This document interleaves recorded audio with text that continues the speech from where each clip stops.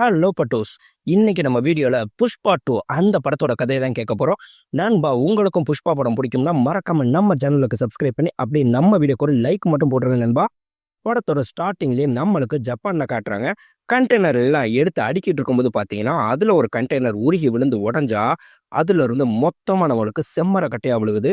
அதை பார்த்த உடனே நம்மளுக்கு லோக்கல் டீமுக்கு இன்ஃபார்ம் பண்றாங்க. அவங்க வந்துட்டு இவ்வளவு செம்மரம் நம்ம நாட்டுக்கு கடத்திட்டு வந்திருக்காங்கன்னா இது யார் செஞ்சது அப்படின்னு சொல்லி யோசிச்சுட்டு இருக்கும்போதே பார்த்தீங்கன்னா அங்க நம்மளுக்கு சொல்றாங்க, சார் அந்த செம்மர கட்டைக்குள்ளேயே பார்த்தீங்கன்னா ஒரு இந்தியன் இருக்கான், அவன் ஆனா இன்னும் உயிரோட தான் சார் இருக்கான்னு சொல்லி சொன்னா 42 நாள் சாப்பிடாம கொள்ளாம எப்படி அந்த கண்டெய்னர்ல உயிரோட ஒருத்தர் இருக்க முடியும், அவனை தூக்கி கட்டுங்கன்னு சொல்லிட்டு நம்மளுக்கு கயத்தை கட்டி அந்த இடத்துல தொங்க விட்டுட்டு அது யாருன்னு பார்த்தா அவன் சாக்டா பாக்கெட்ல இருந்து நம்மளுக்கு ஒரு பாதி ரூபா தாள் மட்டும் கீழே விழுகிறத காமிக்கிறாங்க.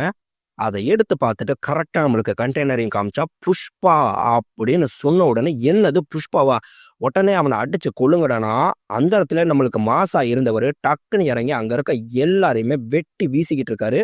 அடுத்து அவங்க டீமோட ஹெட் ஒன்று வருது. அவங்க பூரா பார்த்தீங்கன்னா கன்னோட வந்து டபடபடபன்னு சுத்துக்கிட்டு இருந்தா அந்த டீமோட லீடரு தப்பிச்சு ஓடுற நம்ம புஷ்பாவை கரெக்டா கண்ணால சுட்டா அவர் அப்படியே கடலுக்குள்ள விழுகிறத நம்மளுக்கு காமிக்கிறாங்க. அதே சமயம் அப்படியே நம்மளுக்கு சின்ன வயசுல ஒரு ஃபிளாஷ்பேக்கை காமிச்சோம்னா பசங்க எல்லாரும் கிரிக்கெட் விளையாண்டுட்டு இருப்பாங்க. அந்த பால் தண்ணிக்குள்ள விழுந்துட்டா இவர் பக்கத்துல உட்காந்து வேடிக்கை பார்த்துட்டு இருந்தவர்கிட்ட, டேய் தண்ணிக்குள்ள இருக்க உன் பாலை போய் எடுத்துட்டு வா அப்படின்னா தான் உங்க அப்பா வெங்கட்ராமன் சொல்லிட்டு நாங்க ஒத்துக்குவோம்னு சொல்லி சொன்னா அவர் வேகமா ஓடி போய் தண்ணிக்குள்ள குதிச்சிடுறாரு. ஆனா அவர் அப்படியே தண்ணிக்குள்ள முங்குறத காமிச்சா இந்த பசங்க ஃபுல்லா பார்த்து பயந்து அங்கிருந்து ஓடி போயிடுறாங்க. அப்படியே நம்மளுக்கு திடுக்குன்னு எந்திரிக்கிறத காமிச்சா இப்ப நம்மளுக்கு புஷ்பா ராஷ்மிகாவோட இருக்கிறத காமிக்கிறாங்க. நம்மளுக்கு ஊருக்குள்ள கட்டை வெட்டுறதுக்காக மொத்தமா ஆளுக்கு உட்காந்துருந்தா அங்க ஒருத்தருக்கு அன்னைக்கு சாயங்காலம் கல்யாணம். டே என்னடா சாயங்காலம் கல்யாணத்தை வச்சுட்டு இன்னைக்கு கட்டை வெட்ட வந்திருக்கேன்னா, கல்யாணத்துக்கு தாலி கட்ட போனா போதும், ஆனா அண்ணனுக்கு இன்னைக்கு லோடி ஏற்றி விடணும்ல, நம்மளுக்கு அண்ணன் தானே எல்லாமே, அவருக்கு முதல் லோடி ஏற்றி விடுறதுக்கு வெட்டுறதுக்கு போயிட்டு அதுக்கப்புறம் நான் சாயங்காலம் தாலி கட்டுற நேரத்துக்கு போய்க்கிறேன்னு சொல்லிட்டு அங்கேயே நம்மளுக்கு பார்த்தீங்கன்னா நம்ம ஃபகத் ஃபாசிலும் மாறு விஷயத்துல அங்கே உட்காந்துருக்காரு. புதுசா யானியே ஊருக்கு வா, ஒன்றும் பிரச்சனை இல்லை, புஷ்பான்னு இருக்கும்போது எந்த போலீஸ்காரனும் நம்மள நெருங்க முடியாதுன்னு சொல்லிட்டு அங்க கட்டை வெட்ட கூட்டிட்டு போனா கரெக்டா அங்க கட்டை வெட்டிட்டு இடத்த எல்லாம் தெரிஞ்சுக்கிட்ட உடனே அப்படியே மாறு வேஷத்தை கலைச்சிட்டு மொத்த போலீஸ் டீமே அங்க வர சொல்லிடுறாரு.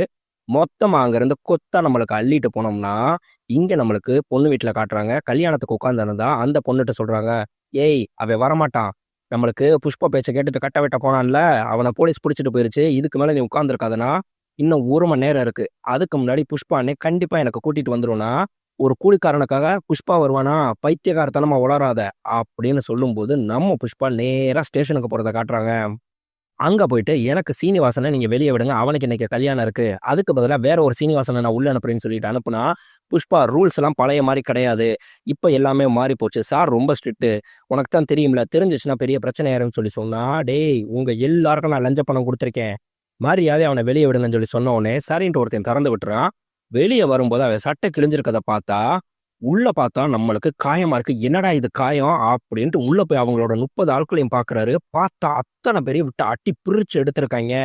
ஏண்டா என்ன தைரியம் இருந்தா ஏன் ஆட்கள் மேலே நீங்க கை வச்சிருப்பீங்க, எனக்கு ஒரு சீனிவாசன் இல்ல மொத்த பேர் வேணும், வாங்கடா வெளியே அப்படின்னு கூப்பிட்டுட்டு போறதுக்கு காமிச்சா நம்மளுக்கு அங்க தடுக்கிறது தான் காமிக்கிறாங்க.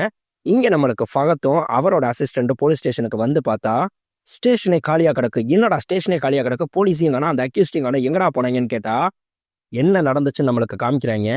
ஒவ்வொரு போலீஸ்காரனையும் நீ மாச சம்பளம் எவ்வளவு வாங்குற, லஞ்சம் எவ்வளவு வாங்குற, நீ ஆயுசுக்கு எவ்வளவு வாங்குவ அப்படிங்கிறத கணக்கு போட்டு மொத்த படத்தையும் மூட முடியா கொடுத்துட்டு இதுக்கு மேல நீங்க வேலை பார்க்க கூடாது, வெளியே போடான்னு சொல்லிட்டு மொத்த போலீஸையுமே ராஜினாமா பண்ண வச்சுட்டாங்க. இங்க நம்மளுக்கு ஃபகத்தோட அசிஸ்டன்ட் சொல்றாரு, சார் நீங்க ஏன் சார் கவலைப்படுறீங்க, அவ்வளவு பண்ணியும் பாருங்க சார், இந்த ஒரு கான்ஸ்டபிள் நிக்கிறானா, ஐயோ சார் தப்பா நினைச்சுக்காதீங்க, நான் சாவியவும் எல்லாரோட ராஜினாமா லெட்டரையும் உங்கள்கிட்ட கொடுத்துட்டு போறதுக்காக நிக்கிறேன், நானும் மூட வாங்கிட்டேன் அப்படின்னு அவரை மூடைய தூக்கிட்டு கிளம்பிடுறாரு. நம்ம புஷ்பா பாத்தீங்கன்னா இங்க வந்து கிராண்டா அவரோட கல்யாணத்தை நடத்தி வச்சா ஊர் மக்கள் எல்லாரும் இவரை தலையில தூக்கி வச்சுட்டு ஆடுறாங்க. அதே மாதிரி பாத்தீங்கன்னா இவரோட அண்ணன் பொண்ணு நம்மளுக்கு நகைக்கடையில போய் செயின் வாங்கிட்டு இவர் வாசல்ல நிக்கிறத பார்த்தோன்னே எங்க சின்னையா கொடுப்பாரு அவர்கிட்ட காசு வாங்கிக்கோங்க அப்படின்னு சொல்லிட்டு போயிடுறாங்க. அவங்களுக்கு இவர் மேல அதிகப்படியான பாசம். நம்மளுக்கு புஷ்பாவை சிண்டிகேட்டுக்கே பிரசிடென்ட் ஆக்கினார்ல அந்த மினிஸ்டர் அடுத்த வாரம் சிஎம் வராரு, நீ கவலைப்படாத, உன்னைய கூட்டிட்டு போய் சிஎம் தான் நான் இன்ட்ரோடியூஸ் பண்ணி வைக்கிறேன் அப்படின்னு சொல்லி சொல்லியிருப்பாரு.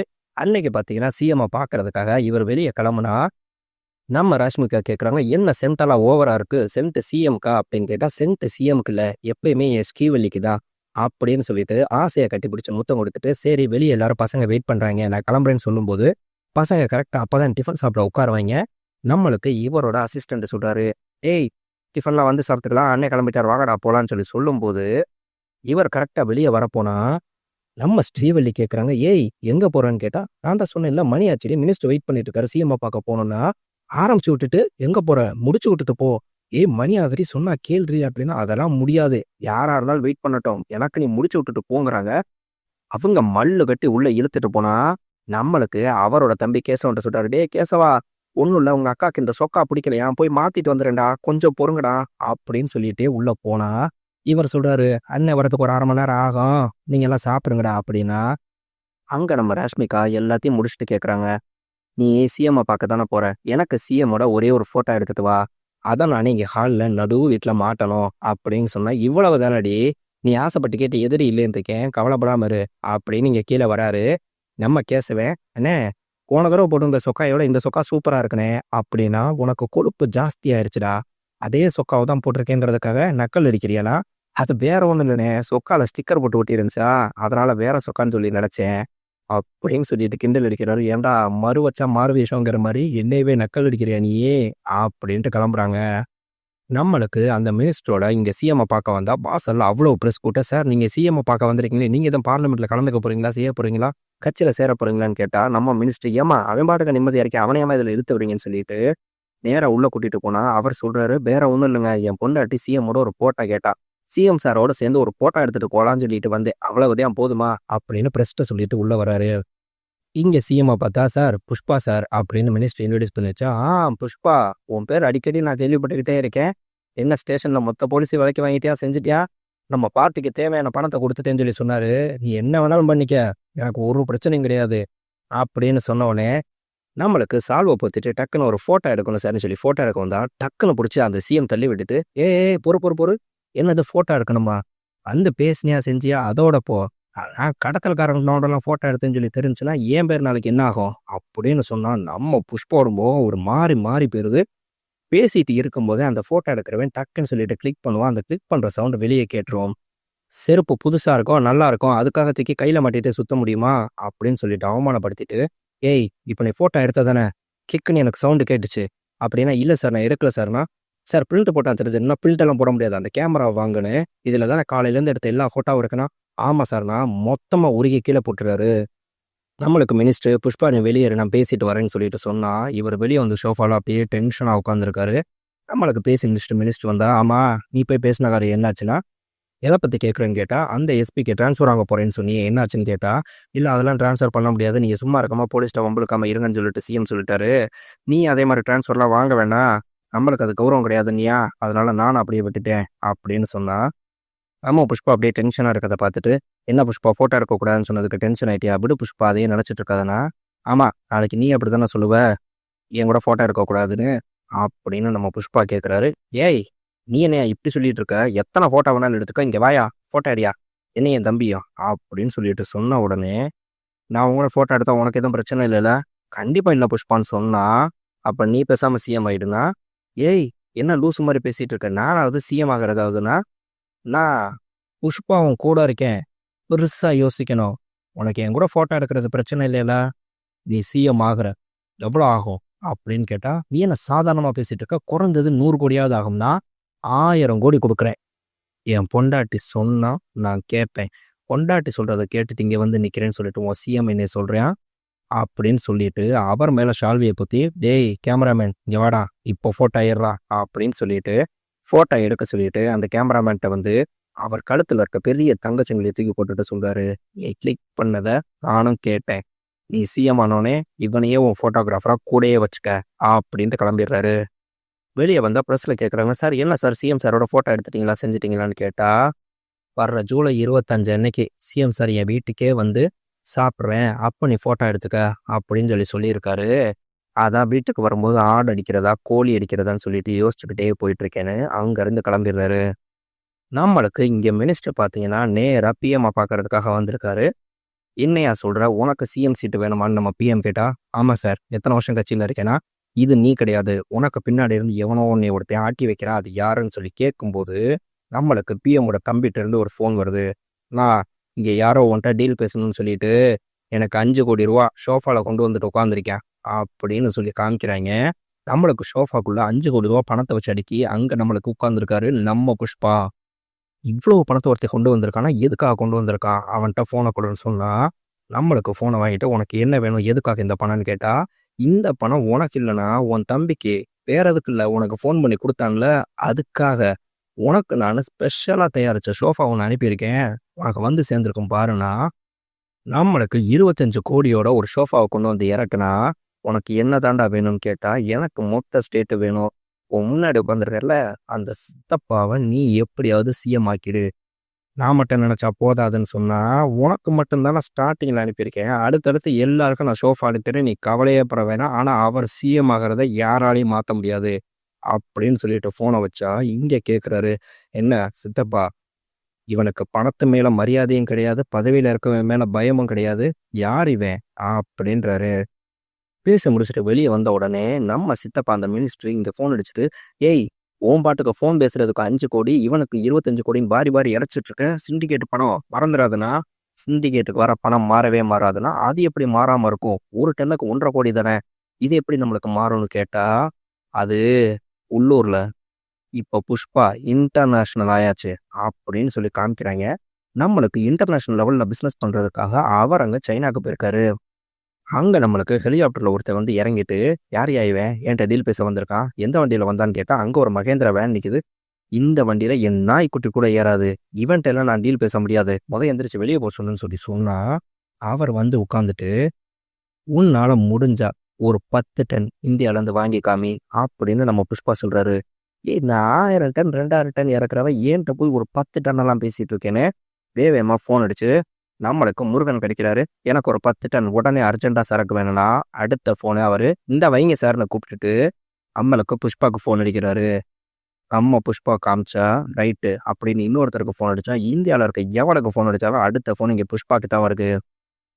நம்ம டீலர் மிரண்டு போயிட்டு, சரி ஒரு ரேட் என்னன்னு சொல்லுனா, 1 டன் 2.5 கோடி. ஓகே, அப்ப எனக்கு மொத்தம் 2000 டன் 5000 கோடி அப்படின்னு சொன்னா, இல்ல 4900 கோடின்னு நம்ம புஷ்பா சொல்றாரு. ஏன் அப்ப அந்த 100 கோடி, அந்த 100 கோடிக்கு பதிலான்னு சொல்லிட்டு திரும்பி பார்த்தா, அவரோட ஹெலிகாப்டர் எடுத்துட்டு கிளம்பிட்டாரு. இங்க நம்மளுக்கு வந்த உடனே இவர் சிண்டிகேட்ல இருக்க எல்லாருக்கும் ஃபோன் பண்ணி கட்டை எவ்வளவு வேணும்னு சொல்லிட்டு ஒவ்வொரு ஆளுக்கும் 80 டன் 100 டன் சொல்லிட்டு கட்டை ஆர்டர் கொடுக்குறாரு. அவ்வளவுதான், ஒவ்வொருத்தவனும் மிரண்டு போறாங்க, என்ன புஷ்பா திடீர்னு இவ்வளவு கட்டை கேட்குற அப்படின்னு சொல்லிட்டு மொத்தமா நம்மளுக்கு அவரோட வீட்டுல மீட்டிங் அரேஞ்ச் பண்றாங்க. அங்க வந்துட்டு புஷ்பா எதுக்காக நீ திடீர்னு இவ்வளவு சரக்கு கேட்குறேன்னு சொல்லி சொன்னா, அவரோட தம்பி கேசவன் சொல்றாரு, அது வேற ஒண்ணும் இல்ல, அந்த அரட்டுல காலியான இடம், அதுல ஒரு போட்டோ ஃப்ரேம் மாட்டணும், அதுக்காகத்தான் இவ்வளவு சரக்கு கேட்கறது. அப்படின்னா என்னது, ஒரு போட்டோ ஃப்ரேம்காக இத்தனை டன் சரக்கா அப்படிங்கிறாங்க. அடுத்து நம்மளுக்கு இங்க மங்களசீனோட ஒய்ஃபை காட்டுறாங்க. அவங்க பாத்தீங்கன்னா நம்ம ஃபகத்தை பாக்குறதுக்காக வந்திருக்காங்க. வந்துட்டு, நீ எல்லாம் ஆம்பளை தானா, நீ புஷ்பாக்கு பயந்து கீழே உட்காந்துட்டியா ஒதுங்கி அப்படின்னு சொல்லிட்டு கேட்டா, ஏய் அனாவசியமா பேசாதானா, இங்க பாரு, நம்மளுக்கு மொத்தம் 2000 டன் சரக்கு வேணும்னு சொல்லிட்டு அவ எல்லாருக்கும் ஆர்டர் போட்டிருக்கான். மொத்தமா நம்மளுக்கு இது வரைக்கும் பூமியில புதைச்சு வச்சது, மரத்து மேல பதுக்கி வச்சதுல மொத்தமா எல்லா இடத்துலயும் நம்மளுக்கு கட்ட டன் டன்னா போய்கிட்டு இருக்கு.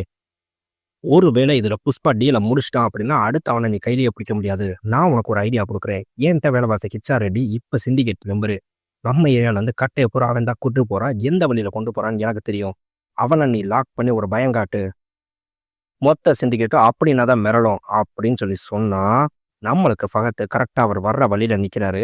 அவர் வந்துட்டு மரியாதையா சொல்ற, என் சரக்கு பூரா விட்டுருன்னு சொல்லி சொன்னா, டேய் இவனை பயமுறுத்தலாம் நான் நிக்கிறேன், இவன் கொஞ்சம் கூட பயப்படவே மாட்டேங்கிறான்டா, இவனுக்கு நம்ம இவனை ஒன்றும் பண்ண மாட்டோம்னு சொல்லி தெரியும், சிண்டிகேட் மெம்பர்ல அந்த தைரியம் அப்படின்னு சொல்லிட்டு இருக்கும்போது டக்குன்னு அவனை ஆத்துப்பாலத்துல இருந்து மேல இருந்து தள்ளி விட்டு அவனை கொண்டே போடுறாரு. அங்க வர்ற நம்ம மங்களசீனும் அவரோட ஒய்ஃபும், ஏய் அவனை மிரட்ட தானே சொன்னேன், நீ எதுக்கு அவனை கொன்னேனா, அவனை மிரட்டினா அதிகபட்சம் அவன் தான் பயப்படுவான், அவனை கொன்னா மொத்த சிண்டிகேட்டும் பயப்படும். நம்மளுக்கு அவர் இறந்ததுக்கு அஞ்சலி செலுத்த எல்லா சிண்டிகேட் மெம்பரும் வந்திருக்காங்க. அங்க நம்ம மினிஸ்டர் வந்தா அங்க எல்லாரும் சொல்றாங்க, நீங்க புஷ்பாட்ட சொல்லி கொஞ்சம் நிறுத்த சொல்லணும், இல்லைன்னா இவனுக்கு அந்த எஸ்பிக்கு இருக்க பஞ்சாயத்துனால மொத்த சிண்டிகேட்டை இவங்க அழிச்சிருவாங்க போல அப்படின்னு சொல்லி சொன்னா, நம்ம மங்களசேன சொல்றாரு, இதே மாதிரியே நடந்துட்டு இருந்துச்சுன்னா நீங்க அவனை பிரசிடென்ட்ல இருந்து மாத்தினா மட்டும்தான் இது சரியாகும் அப்படின்னு பேசினா, இந்த பிரச்சனையை நான் பாத்துக்கிறேன், நீங்க இதுல தலையிட வேணாம்னு சொல்லிட்டு நம்ம ஃபகத்தை கூப்பிட்டு பேசுறாரு. சொன்னா கேளு, சிண்டிகேட்டுக்கு நீயும் முக்கியம் புஷ்பாவும் முக்கியம், அதனால இந்த பிரச்சனை இதோட விட்டுரு, ஏற்கனவே நீ ஒருத்தனை கொன்னுட்ட அப்படின்னு சொல்லி சொன்னா, சார் சட்டையை கழட்டுங்க சார் அப்படின்னு சொன்ன உடனே நம்ம மினிஸ்டர் முறைச்சு பாக்குறாரு. என்ன சார் கோவம் வருதா? உங்களுக்கு சட்டையை கட்டுங்கன்னு சொன்னதுக்கே உங்களுக்கு கோவம் வருதுல? என்னைய வெறும் அண்டர்வேரோட நிக்க வச்சான். எனக்கு எப்படி இருக்கும்? அவன பழி வாங்காம நான் விடமாட்டேன்னு சொன்னா, நம்ம மினிஸ்டர் டக்குனு ரூம் கதவ லாக் பண்ணிட்டு, சட்டை, வேஷ்டி, பேண்ட் அம்புட்டையும் கழட்டிட்டு வெறும் அண்டர்வேரோட கை கட்டி நிக்கிறாரு. போதுமா? எனக்கு என் சிண்டிகேட்ட காப்பாத்தணும். அதுக்காக நான் என்ன வேணாலும் செய்வேன். இப்பயாவது உன் கோவம் தீர்ந்துருச்சா? இதோட இந்த பிரச்சனைய விடுனா, அப்படியெல்லாம் என்னால விட முடியல சார். அவன் என் எதிரி என்னைய அவமானப்படுத்தியிருக்கானா?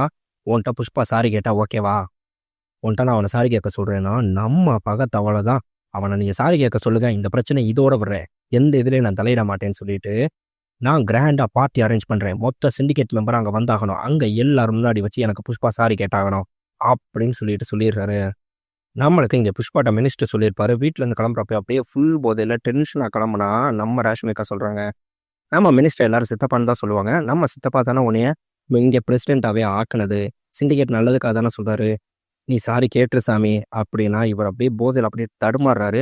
நானும் கூட வரேன்னு சொல்லிட்டு அவங்களும் கூட வராங்க. நம்மளுக்கு தம்பி கேசவனும், நீ சாரி கேட்கறது தானே நல்லது. அதுதானே எனக்கும் படுதுன்னு சொல்லி சொன்னா, எல்லாரும் என்னை மன்னிப்பு கேட்கணும்னு சொல்றீங்க இல்லையா?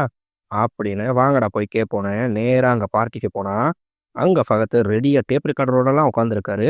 ஏய் பாட்டெல்லாம் அமத்து, புஷ்பா என்கிட்ட சாரி கேட்கணும்னா, புஷ்பா அப்படியே சாரி, இந்த பிரச்சனை இதோட முடிச்சுக்குவோம் அப்படின்னு சொன்ன உடனே நம்ம மங்களசேனும் டென்ஷன் ஆயிட்டாரு. என்னடா இவ சாரி கேட்க மாட்டான், பிரச்சனை பெருசாகன்னு பார்த்தா சாரி கேட்டுட்டான்னு சொல்லிட்டு, அங்க அப்போதான் பிரச்சனை முடிஞ்சுன்னு சொல்லிட்டு நம்ம ஃபகத் இதை ரெக்கார்ட் பண்ணி திருப்பி திருப்பி திருப்பி போட்டு கேட்கிறாரு.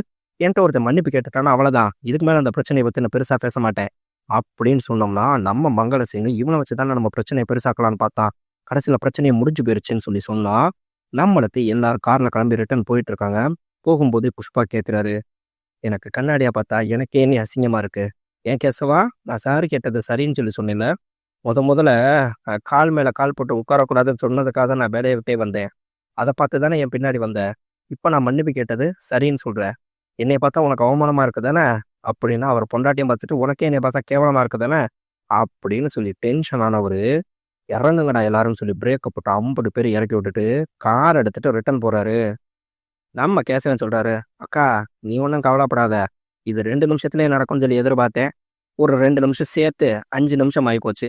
ஒன்றும் பிரச்சனை இல்லைக்கா, என்ன பண்ண போது மச்சான்னு சொல்லிட்டு எனக்கு நல்லாவே தெரியும் அப்படின்னா, நேரா அங்கே போனா, அங்கே நம்மளுக்கு ஃபகத் உட்காந்துருந்த காரை ஒரே இடியா இடிச்சுட்டு, அங்கே நம்மளுக்கு ஸ்விம்மிங் பூல்ல ஒன்று கடிச்சிட்டு இருக்காரு.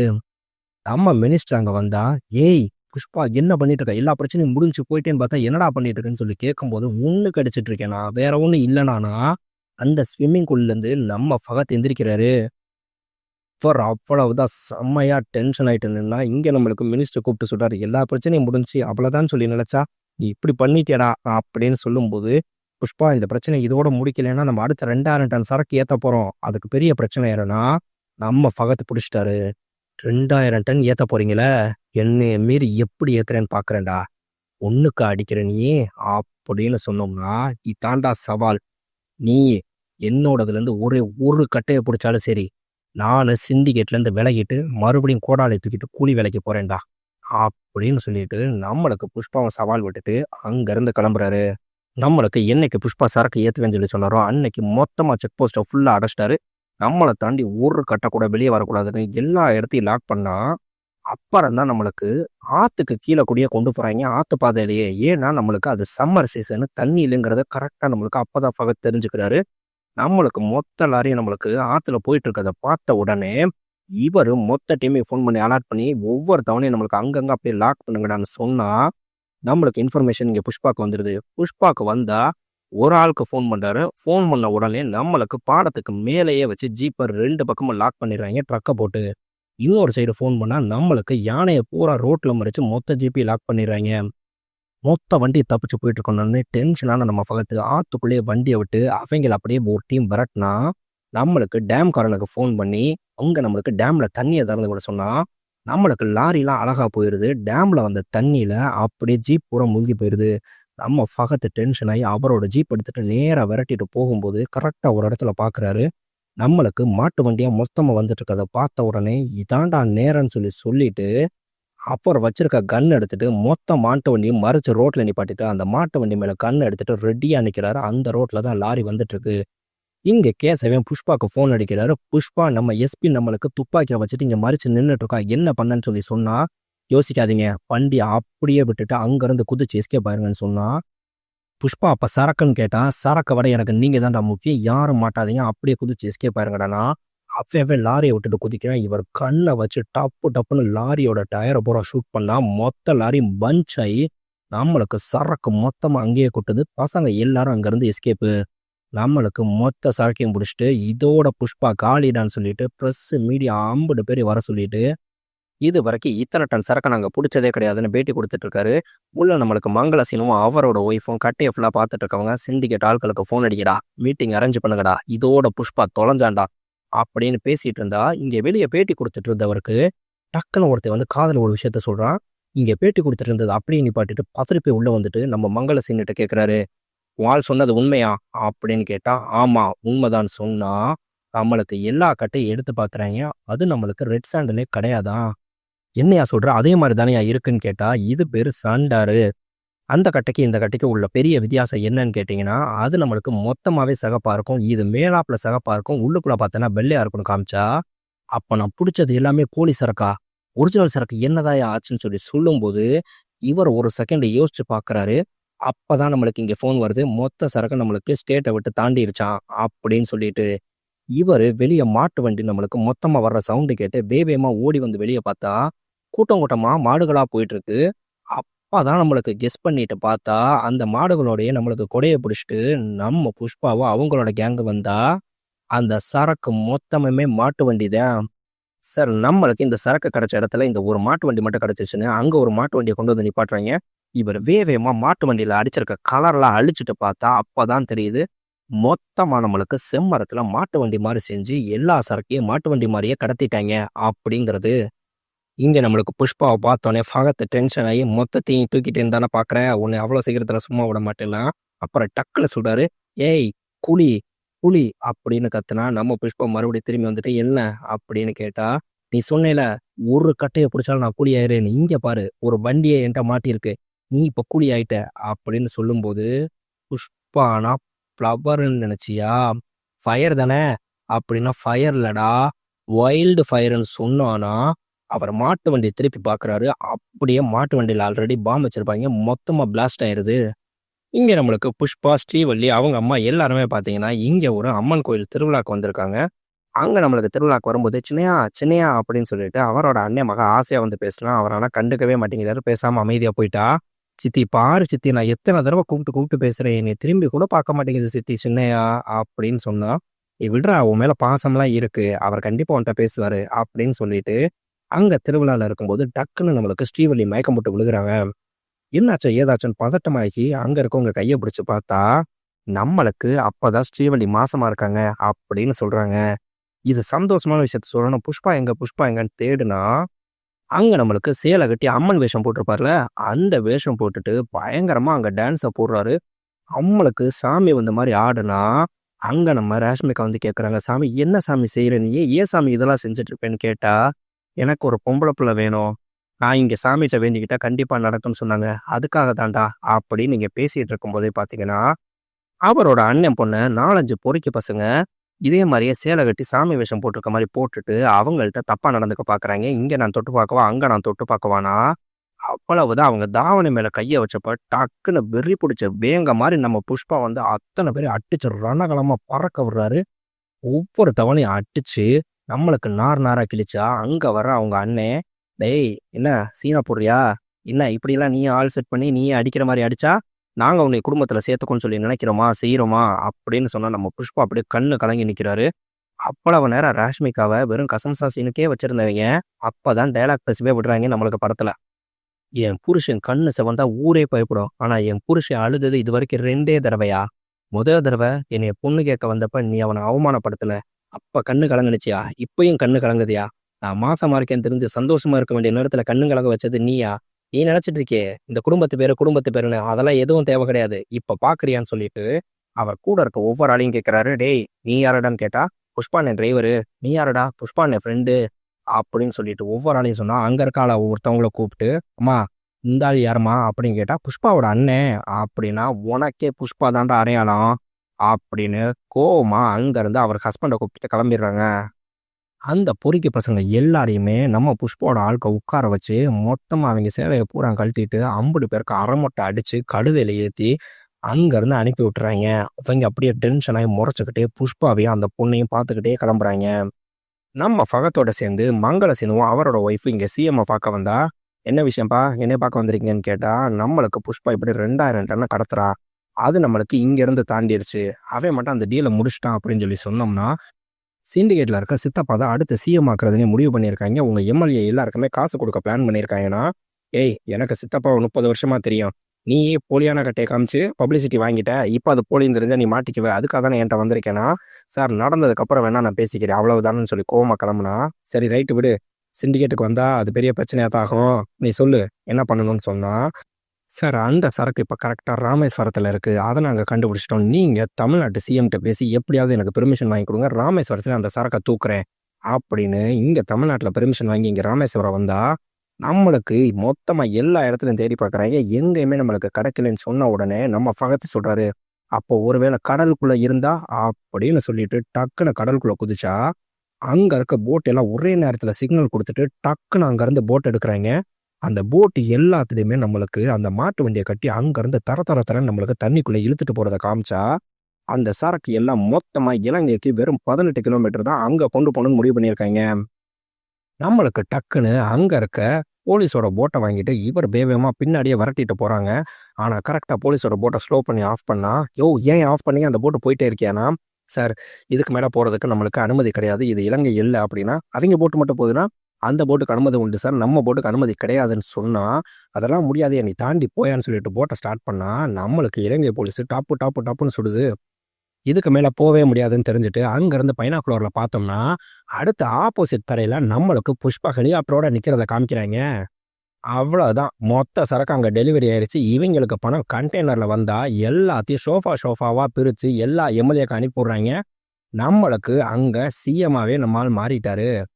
சிஎம்மா மாறின உடனே இங்கே நம்மளுக்கு புஷ்பா வீட்டுக்கு வந்தால் கரெக்டாக வரும்போதே பத்திரிக்கைக்காரங்க எல்லாரும் பேட்டி எடுக்கிறாங்க. சார் நீங்கள் சிஎம் ஆனதுக்கு புஷ்பா தான் காரணம்னு சொல்லி சொல்கிறாங்களே செய்கிறாங்களே உண்மையா சார் அப்படின்னு சொன்னால், ஏம்மா நான் சிஎம் ஆனவுடனே என் தம்பி புஷ்பா வீட்டுக்கு சாப்பிட வரேன்னு சொல்லியிருந்தேன், அதுக்காக வந்திருக்கேன், நீ பாட்டுக்கு ஏதாவது பேசிகிட்டு இருக்காதமான்னு சொல்லும்போது நம்மளுக்கு அந்த பத்திரிக்கைக்காரங்க கேட்குறாங்க, இன்னைக்கு தேதி என்ன அப்படின்னா, நம்மளுக்கு புஷ்பா சொன்னால் அதே ஜூலை 28 இன்னைக்கு தானே நம்மளுக்கு சிஎம் வீட்டுக்கு சாப்பிட வருவாருன்னு சொல்லிட்டு புஷ்பா அன்னை சொன்னுச்சு, அப்படின்னா இன்னைக்கு தேதியை முடிவு பண்ணிட்டு அந்த தேதியில சொன்ன மாதிரியே இவரை சிஎம் ஆக்கியிருக்காருன்னா இனி மொத்த ஸ்டேட்டு இவர் கையில தான் அப்படின்னு சொல்லும்போது, புஷ்பா நான் சிஎம் ஆனோடனே போட்ட கையெழுத்தே இந்த எஸ்பியை டிரான்ஸ்ஃபர் பண்ணுறது தானா, நம்மளுக்கு டிரான்ஸ்ஃபர்லாம் பண்ண வேணாம் சார், அது நம்மளுக்கு அவமானம், இதுக்கு மேலே அவனா ரிசைன் பண்ணிட்டு போவான், அதுதான் நம்மளுக்கு கௌரவம்னு கூப்பிட்டுட்டு உள்ள சாப்பாடு வச்சா, அங்கே நம்மளுக்கு சாப்பாடு வைக்கும்போது அவரோட ஒய்ஃபை எம்மா நீ போட்டா கேட்ட சிஎம்மோடங்கிற ஒரே காரணத்துக்காக உன் புருஷன் நீ சிஎம்மாவே ஆக்கியிருக்காங்கன்னா,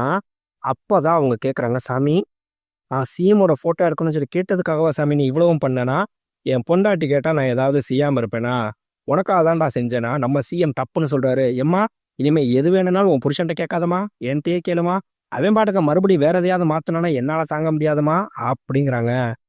நம்மளுக்கு அடுத்து இங்கே ஃபகத்தை காட்டுறாங்க. நம்மளுக்கு மொத்த டன் அங்கே அடுக்கி வச்சிருக்காருல, அதில் உட்காந்துட்டு அப்படியே தண்ணி அடிச்சுட்டு போதையில் இருந்தா அவரோட அசிஸ்டன்ட் வந்து கேட்குறாரு, சார் என்ன சார் பண்ணுறீங்க அப்படின்னு சொல்லி சொன்னோம்னா, அங்கே 2 சாம்பலை காமிச்சு, இது 2 சாம்பலில் எது சந்தனக்கட்டை எது நம்மளுக்கு இங்கே நம்ம பிடிச்சி வச்சிருக்க கட்டைன்னு சொல்லி சொல்ல முடியுமானா, அது எப்படி சார் சொல்ல முடியும், 2மே சாம்பல் தானேனா, அதைத்தான் சொல்கிறேன், ஒருவேளை இது சாம்பல் ஆயிடுச்சுன்னு சொல்லி சொன்னோம்னா நம்மளை இவங்க கண்டுபிடிக்கவே முடியாது, அப்படின்னா ஒரே வழி என்னன்னா இதை மொத்தத்தை எரிக்கிறதுனா, சார் சூப்பர் ஐடியா சார்னு சொன்னால் இதை மொத்தத்தையும் எரிச்சோம்னா நம்ம மேலே சந்தேகப்படுவாங்க, அவங்களுக்கு சந்தேகம் வராமல் இருக்கணும் அப்படின்னு சொல்லி சொன்னோம்னா இந்த கட்டையோடு சேர்ந்து நம்மளை எரியணும், நான் மட்டும் தனியாக எரியறதுக்கு எனக்கு மனசு வரல, நீ வான்னு சொல்லிட்டு அவரை இறுக்கி கட்டி பிடிச்சிட்டு மொத்த கட்டை எரிச்சு விடுறாரு. அவர் விட்றா சாமி பைத்தியமேன்னு சொல்லிட்டு பிடிச்ச ஃபகத்தை அங்கேயே தள்ளி விட்டுட்டு இவர் அசிஸ்டன்ட் மட்டும் வெளியே வந்தா நம்மளுக்கு அந்த மொத்த குடோனுமே எரிஞ்சு அப்படியே வெடிச்சு சாம்பலாகிறத காட்டுறாங்க. அதோட நம்ம ஃபகத்தோட ஸ்டோரி உள்ளேயே முடிஞ்சிருச்சு. அடுத்து இங்கே நம்மளுக்கு புஷ்பா வீட்டை காட்டினா, புஷ்பாவை வேகமாக வந்து கேசவன் கூப்பிட்றாரு, என்னடா அப்படின்னா, அண்ணி வந்து வாசலில் நிற்கிதுன்னா அவங்க எதுக்கடா இங்கே வந்தாங்கன்னு காமிக்கிறாங்க. நம்மளுக்கு இவரோட அண்ணன் பொண்ணை காலையில் எவனோ கடத்திட்டான் அப்படின்னு சொல்லிட்டு இவங்க வந்து அழுகிறாங்க. புஷ்பா எப்படியாவது நீ தான் காப்பாற்றணும் புஷ்பானா, இவர் அப்படியே பேசாமல் கதவை போட்டுனா, புஷ்பா அது நம்ம ரத்தம். நம்மள நம்பி வந்திருக்காங்க. நீ தான் புஷ்பா காப்பாத்தணும்னு சொல்லிட்டு அவங்க அம்மா கதவ தட்டுனா, திறந்துட்டு வர்றவரு பெரிய கன்ன தூக்கிட்டு வராரு. நீங்க கவலைப்படாம போங்க. புஷ்பான்னு எல்லாத்தையும் பார்த்துக்கோன்னு சொல்லி சொன்னோம்னா, அவர் அங்கருந்து கிளம்புனவரு நேரா நம்மளுக்கு டிவி சேனலுக்கு போயி நியூஸ்ல பேசுறாரு. என் பிள்ளைய எவனோ கடத்தியிருக்கான். எனக்கு அவன் மேல ஒரு கீறல் விழுந்தாலும் சரி, அவன துண்டு துண்டா வெட்டி வீசிருவேன். மரியாதையா சொல்றேன். இன்னும் 1 மணி நேரத்துல என் பிள்ளை எனக்கு வீட்டுக்கு வந்தாகணும்னு சொல்றாரு. மொத்த ஸ்டேட்டையுமே அரள விட்டுட்டு எல்லா செக் போஸ்ட் எல்லா இடத்தையும் பூட்டி பஸ்ஸு, ட்ரெயின், காருன்னு எல்லா இடமும் செக் பண்ணிட்டு இருக்காய்ங்க. எப்படியாவது அவர் பொண்ணு கிடைக்கணும்னு சொல்லிட்டு, நம்மளுக்கு அங்க பிஎம் பார்த்தீங்கன்னா, சிஎம்ம பார்க்கறதுக்காக வர்றத காமிச்சோம்னா, "சார் வாங்க சார் என்ன விஷயம்னு?" கேட்டா, "ஆமா உன் ஸ்டேட்ல என்னதாய்யா நடந்துட்டு இருக்கு செய்யுதுன்னா?" "சார் அது வேற ஒண்ணும் இல்ல சார். புஷ்பாவோட அண்ணன் முன்னைய எவனோ தூக்கிட்டான் சார். அதுக்காக தான் சார். ஒண்ணும் பிரச்சனை இல்ல சார். பொண்ணு கிடைச்சோனே நம்மளுக்கு அமைதியாயிரும் சார்ன்னு" சொன்னா, அந்த பொண்ண வேற யாரும் தூக்கல. என் தம்பி பையன் தான் தூக்கியிருக்கான். இந்த பிரச்சனைய அப்படியே விட சொல்லு அப்படின்னு சொன்னா, அப்பதான் நம்மளுக்கு தூக்குனது யாருன்னு காட்டுறாங்க. இவங்க திருவிழால வச்சு மொட்டை அடிச்சு விட்டாங்க இல்லையா? அந்த அவமானத்துக்காக நம்மளுக்கு பொண்ண தூக்கியிருக்காங்க. அவங்க அண்ணனுக்கு ஃபோன் பண்ணி ரூ. 2,00,00,000 பணமும் கேட்டிருக்காங்க. இங்க நம்மளுக்கு சிஎம் வேகமா புஷ்பாக்கு ஃபோன் அடிக்கிறாரு. ஃபோன் அடிச்சுட்டு, "புஷ்பா, உன் பொண்ணு காணா போச்சுன்னேல, அந்த பிரச்சனைய அப்படியே விட்டுரு புஷ்பானா." "ஏன் என்ன ஆச்சுன்னு?" கேட்டா, "அது தூக்குனது வேற யாரும் இல்ல. நம்ம பிஎம்மோட தம்பி பையன் தான் தூக்கியிருக்கானான்னு" கேட்டா, அப்பா அவனுக்கு ஒரு ஃபோனை போட்டு, "என் பொண்ணுக்கு எந்த வித சேதாரமும் இல்லாம அப்படியே கொண்டு வந்து விட்டுட்டு போ சொல்லு. அவனை நான் விட்டுறேன். இல்லைன்னு சொல்லி சொன்னோம்னா, அவனை உரு தெரியாம அழிச்சு விடுவேன்னா." "ஏய், பிஎம்மோட பையன் என்ன பேசிட்டு இருக்க நீ? சொன்னா கேளு. அவங்க தான் உன்னை என்னைக்குமே கூட பிறந்த தம்பியாவே நினைச்சதே கிடையாதுல்ல. அவங்க என்னை எப்படி வேணாலும் நினைச்சிட்டு போறாங்க. ஆனா அந்த பிள்ளை என்னைய சின்னையா சின்னையான்னு சொல்லி கூப்பிட்டுட்டே இருந்துச்சு. அது என் பின்னாடியே பாசமா சுத்தி வந்ததுக்கு இப்பயும் நம்ம சின்னையா வந்து நம்மளை காப்பாத்துவாருங்கிற நம்பிக்கையில உட்காந்துருக்கோம். என்னால அப்படி விட முடியாதுன்னா, எப்பா, என்னைய மாதிரி அவர் ஒரே நாள்ல இப்படி நேரா பதவிக்கு வந்து சிஎம்ல உட்காந்தவரை கிடையாது. அவரை எதிர்த்த எல்லாரையுமே ஒவ்வொருத்தவங்களையும் அழிச்சு கொன்னு மிதிச்சு இப்படி பிஎம் பதவிக்கு வந்து உட்காந்துருக்காரு. அவர்கிட்ட முதல்ல நம்மளுக்கு தான் டேஞ்சர் புஷ்பா. சொன்னா கேளு, இந்த பிரச்சனை இதோட விட்டுருனா விட்டுறணும் அவ்வளோதானே. நீ ஃபோனை வையின்னு நம்மளுக்கு அப்படியே புட்டிச்சு கண்ட மணிக்கு கத்திட்டு, பிஎம்மா இருக்கட்டும் எவனா இருக்கட்டும் எவனையும் விட மாட்டேன். எனக்கு என் பிள்ளை வந்தாகணும் அப்படின்னு ஃபோனை வைக்கிறாரு. நம்ம பிஎம் உடனே அவர் தம்பிக்கு ஃபோன் அடிச்சு, "புஷ்பா உன் பிள்ளைய தேடிட்டு இருக்கான். கிடைச்சா விட மாட்டான். எப்படியாவது அவன் எங்க இருக்கான்னு சொல்லிட்டு கண்டுபிடிலாம். அவன் எங்க இருப்பான்னு சொல்லி எனக்கு தெரியும். நான் பார்த்துக்கிறேனே. நீ பேசாம இரு" அப்படின்னு சொல்லும்போதே, இங்க நம்மளுக்கு கேசவனுக்கு ஃபோன் வருது. "அண்ணே, நாங்க தானே தெரியாம பொண்ணை தூக்கிட்டோம் செஞ்சுட்டோம். புஷ்பா அண்ணன்ட்ட ஃபோனை கொடுங்கண்ணே, நாங்க பேசிக்கிறோம்." "டேய், மரியாதையா சொல்றேன். என் பிள்ளைக்கு எதுவும் ஆகக்கூடாதுன்னா, அண்ணே அவசரப்பட்டு பொண்ணை தூக்கிட்டோம்னே. எங்களுக்கு கையில செலவுக்கு காசு இல்லைங்கிறதுக்காக ஒரு 2,00,00,000 கேட்டோம்னே. நீங்க பணத்தை கொடுத்துட்டு பொண்ணை கூட்டிட்டு போங்கண்ணே. ஒரு பிரச்சனையும் கிடையாதுண்ணேனா." "எங்கடா வரணும்னா?" "அண்ணே, நாங்க சொல்ற இடத்துக்கு நீங்க தனியா மட்டும் வாங்கண்ணே. தனியா வந்து பணத்தை கொடுத்து நீங்க பொண்ணை கூட்டிட்டு போங்கண்ணே. எங்களுக்கு ஒரு பிரச்சனையும் கிடையாதுண்ணேன்னு" சொன்ன செகண்டுக்கு, "நான் வர்றேன்டா" அப்படின்னு நம்மளுக்கு அங்கிருந்து கிளம்புறாரு. நம்மளுக்கு டிவி நியூஸ்ல காமிக்கிறாங்க. அவங்க அண்ணன் பார்த்தீங்கன்னா, திருப்பதியில போய் மொட்டை எடுத்துட்டு இருக்காரு. எப்படியாவது பொண்ணு கிடைச்சிடணும்னு. இவங்க அத பார்த்துட்டு சொல்றாங்க, "ஏன்டா, அங்க ஒருத்தன் முடிய குடுத்துட்டு இருக்கான். இங்க ஒருத்தன் நேரா தலையவே குடுக்கறதுக்கு வந்துட்டு இருக்கான்னு" சொல்லும்போது, அங்க நம்மளுக்கு ஹெலிகாப்டர்ல புஷ்பா வந்து இறங்குறாரு. பெட்டியில இருக்க பணத்த அப்படியே தூக்கி போட்டா, அந்த இடமே பணமா மழையா கொட்டுது. அங்க இறங்கி வர புஷ்பா துப்பாக்கிய தூக்கி நம்மளுக்கு பிஎம் பையன் மேல வச்சுட்டு, "என் பிள்ளையங்கிறானா, அண்ணே இங்க நீங்க என்னை ஏதாவது செஞ்சீங்கன்னா, ஒரு செகண்ட் கூட யோசிக்காம உங்க பொண்ண அங்க சுட்டுருவாங்கண்ணே." "என்னடா சுட்டுருவேல?" அப்படின்னா, அங்க நம்மளுக்கு கன் பாயிண்ட்ல அவரோட பொண்ண உட்கார வச்சிருக்காங்க. பிஎம்மோட தம்பி பையனா இருந்துட்டு, "நீ கண்டிப்பாக பணத்துக்காக பொண்ண கடத்தல. உண்மைய சொல்லு. எதுக்காக கடத்தலன்னா?" "அண்ணே, பணம்லாம் ஒரு விஷயம் இல்லண்ணே. ஈஸியா கிடைச்சிரும். ஆனா நாங்க அவமானப்பட்டது போகுமா?" அப்படின்னு சொல்லிட்டு, நம்ம புஷ்பாவ விட்டு அடி அடின்னு அடிச்சு வெளுத்தெடுக்குறாய்ங்க. அதுக்காக அடியாள் கேங் வேற ஒண்ணு வந்திருக்கு. "அண்ணே, இவனை இப்படி அடிச்சா நம்மளுக்கு அடிச்ச மாரி ஃபீல் இல்லண்ணே. அன்னைக்கு இவன் புடவை கட்டிட்டு தானே நம்மள அடிச்சான். அதே மாரி புடவை கட்டி விட்டுட்டு தானே நம்ம இவனை அடிக்கணும்னு." அங்க நம்மளுக்கு பத்திரகாளியோட சிலை இருக்கும். அந்த சிலையில இருக்க புடவையிலேருந்து, வளையல்லேருந்து, மண்டை ஓட்டுலேருந்து அம்புட்டையும் இவருக்கு மாட்டி விட்டுட்டு, இவரோட கைய உடனே கட்டிடுறாய்ங்க. காலையும் கட்டிட்டு, இவனை விட்டு அடிடான்னு அடிச்சு ரணகளமா பிரிச்சு எடுத்தா, இப்ப இவன் பொண்ண கூட்டிட்டு வாடான்னு நம்மளுக்கு அவரோட பொண்ண கூட்டிட்டு வந்துட்டு, "இவளோட தாவணிய விலக்குனதுக்கு தானே நம்மள அன்னைக்கு கைய ஒடிச்சா" அப்படின்னு அவளோட தாவணிய கழட்டி விடுறாய்ங்க. இவர் அப்படியே பட்டுத்து அடி வாங்கினதோட எந்திரிக்க முடியாம துடிச்சுக்கிட்டு இருக்காரு. இப்ப அப்படியே கால வச்சு அவ பாவாடைய மேல ஏத்துறானா, அது வரைக்கும் பொறுமையா இருந்தவரு, அப்படியே உன்னி ஜம்ப் பண்ணி ஒருத்தனை அப்படியே முட்டி தூக்கிட்டு போய் குரவலைய வாயாலே கடிச்சிடுறாரு. நம்மளுக்கு இந்த ஃபைட் கொஞ்சம் வித்தியாசமா இருந்தாலும் பயங்கரமா இருக்கு. ஒவ்வொருத்தவனையும் வாயாலே கடிச்சே நம்மளுக்கு கொன்னுட்டு இருக்காரு. அவ்வளவுதான். இவர் கையில ஒரு கத்தி வந்தோடனே கால்ல இருக்க கட்டியும் கையில இருக்க கட்டியும் வெட்டிட்டு மொத்த பேரையும் அடிச்சு ரணகளமா வெட்டி வீசிட்டு இருந்தா நம்மளுக்கு கேசவனுக்கு ஃபோன் போயிருச்சு. இடத்த சொல்லி எப்படியாவது நீ தடுத்து நிப்பாட்டு, அந்த பையனுக்கு ஏதாவது ஆனுச்சுன்னா நம்ம புஷ்பாக்கு சிண்டிகேட்டுக்கு தான் பாதிப்பு அப்படின்னு சிஎம் சொன்னா. இங்க வேகமா நம்ம கேசவனும் மொத்த கேங்க இங்க வந்துருச்சு. அதுக்குள்ள இவர் 50 பேரையும் கொண்டவர். மீதி இருக்கிறது நம்மளுக்கு பிஎம்மோட பையன் மட்டும்தான். அவன் கிட்ட போய் வெட்ட போகும்போது ஜஸ்ட் மிஸ்ல நம்மளுக்கு இங்க கேசவனும் மொத்த பேரும் வந்து பிடிச்சிடுறாங்க. அவங்க எல்லாரையும் ஒரே சுத்துல தூக்கி எறிஞ்சிட்டு வெட்ட போனா இவரோட பொண்ணு வந்து குறுக்கால நிக்குது. அப்பா சின்னையா தயவு செய்து வேணாம் ப்ளீஸ் எனக்காக விட்டுருங்க அப்படின்னு சொன்னா. இங்க லைன்ல பேசிட்டே இருந்தவரு ஒன்றும் பிரச்சனை இல்லை அவரோட பையனை காப்பாத்தியாச்சுன்னு சொன்னா. அவரோட பையன்கிட்ட போனை கூட பேசணுங்கிறாருன்னு சொல்லும்போது அங்க இருந்த சூலாயத்தை தூக்கி ஒரே சொருக அவனை தூக்கி ஒரே இறக்குறாரு. அதே சமயத்துல நம்மளுக்கு பிஎம்மோட தம்பியும் அங்க வேவேமா ஒடியாந்தா அவர் கண்ணு முன்னாடி அவர் பையனை கொடூரமா கொன்றுறாரு.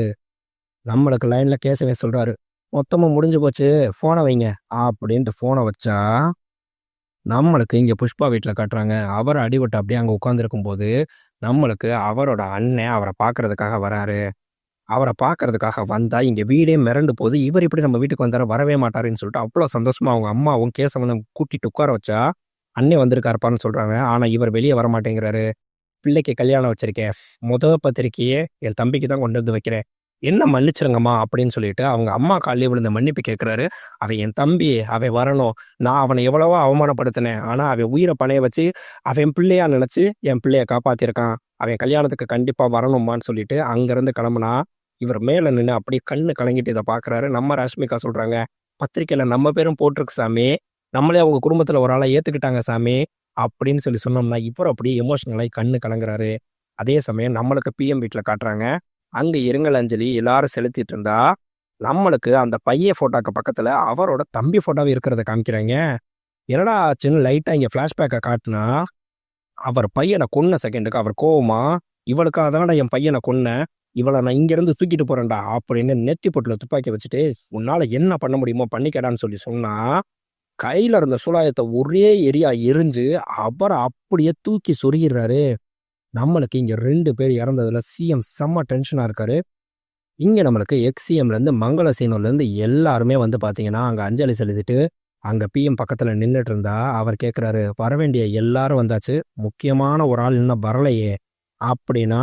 சார் அவர் வரல சார், ஆனா அவர்கிட்ட இருந்து விஷயம் மட்டும் வந்து சேர்ந்துருச்சு சார்னு சொல்லும் போது நம்மளுக்கு ஒரு மலர் கொத்தை காட்டுறாங்க.